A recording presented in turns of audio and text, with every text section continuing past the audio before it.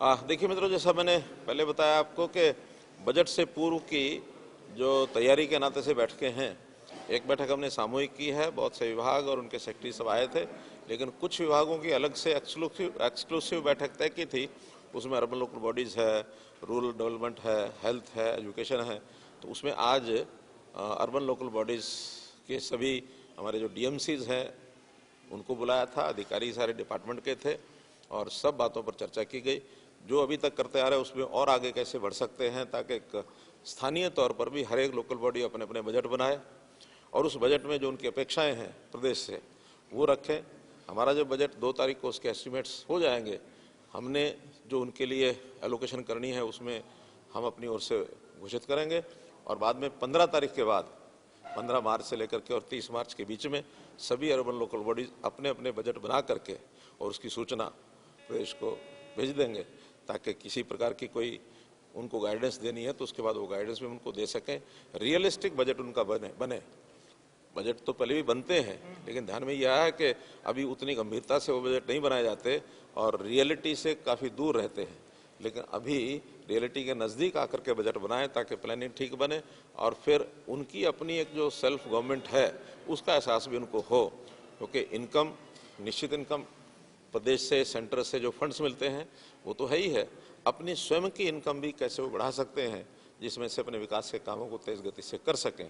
इसमें जो उनके कमिटेड एक्सपेंसेस हैं वो हमने सुनिश्चित किया है कि जो प्रदेश से हम फंड्स देते हैं उसमें हर महीने कमिटेड एक्सपेंसेस उनको ज़रूर मिल जाए, ताकि किसी प्रकार की सैलरी का, बिजली के बिल का, कोई रेंटल कोई एक्सपेंस है उनका, उसमें कठिनाई ना आए, वो रेगुलर काम चलते रहें। और विकास के नाते जो फंड्स इधर से मिलते हैं या फिर वो अपने फंड जितना उनकी इनकम है उसमें से ज़्यादा विकास के काम वो करवा सकें। ये स्थानीय निकाय जो इकाइयां हैं उन्हें क्या आत्मनिर्भर बनाने की दिशा में कवायद है?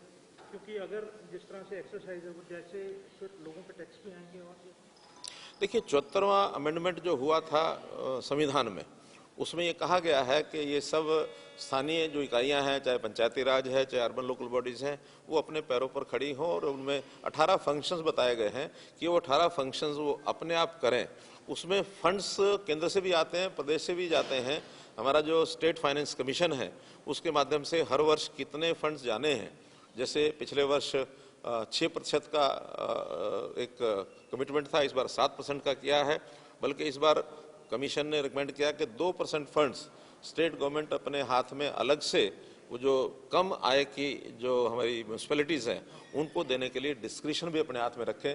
वो मोर और लेस 9% वो हो जाता है।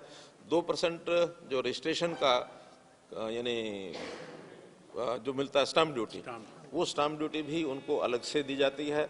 और बिजली के जो बिल होते हैं उसमें भी 2% के जो सरचार्ज है वो म्यूनसिपैलिटीज़ के लिए, म्यूनसिपैलिटीज़ के लिए, गांव में, ग्रामीण क्षेत्र में गांव की पंचायत के लिए वो भी रिजर्व किए गए हैं।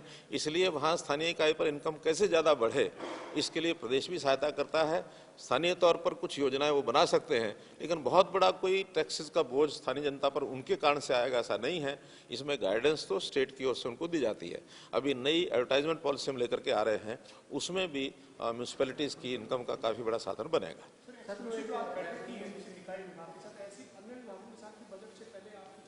मैंने बताया कि 3 विभाग और हैं, उसमें रूरल डेवलपमेंट और एजुकेशन और हेल्थ, इनकी अलग से करेंगे। और स्टेक होल्डर्स में जैसे आज ही मेरी इंडस्ट्री के लोगों के साथ ऑनलाइन एक मीटिंग है, बाद में सर्विसेज के साथ है, एजुकेशन के जो फील्ड के लोग हैं यानी जो उस फील्ड में काम करने वाले लोग हैं, ऐसे कई विभाग स्टेक होल्डर्स के साथ ये हमारी मीटिंग्स होंगी ताकि उसको हम इनकॉर्पोरेट कर सकें। जिला परिषदों के जो अध्यक्ष हैं उनके साथ भी करने जा रहे हैं, जो एक्सपेंड कर रहे हैं आप, जिला परिषद के अध्यक्षों के साथ भी है कोई? ऐसा कि क्योंकि जिला परिषदें तो अब भंग हो चुकी हैं, तो अब तो हम जो अपने सरकारी अधिकारी हैं, सीओज हैं, सीओज को बुलाएंगे, उनके साथ मीटिंग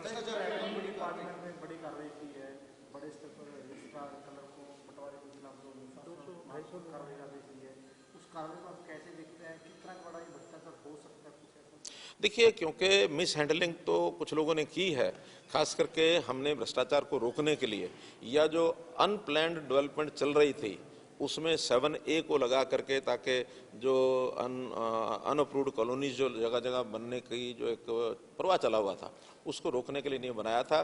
फिर भी कुछ जगह उसकी अनदेखी करके बिना एनओसी के और रजिस्ट्रियाँ जो की गई हैं उसमें से डिपार्टमेंट की फाइंडिंग ये है तो उनके खिलाफ एक कार्रवाई करने के लिए लिखा है। तो एक अच्छा स्वागत योग्य स्टेप है कि ये भ्रष्टाचार को रोकने के लिए सारे काम उनको करने हम करेंगे। सर, ये बजट सत्र जो है अपने आप में किस तरह से अनोखा हो, क्या रिसेस का इसमें प्रावधान करने जा रहे हैं कि विधायकों को बजट पढ़ने के लिए एक टाइम दिया जाएगा 5 या 6 दिन का रिसेस? देखिए, हम कोई भी प्रस्ताव है वो बिजनेस एडवाइजरी कमेटी में रखेंगे और बिजनेस एडवाइजरी कमेटी यदि उसको स्वीकार करती है तो उसको बढ़ाएंगे।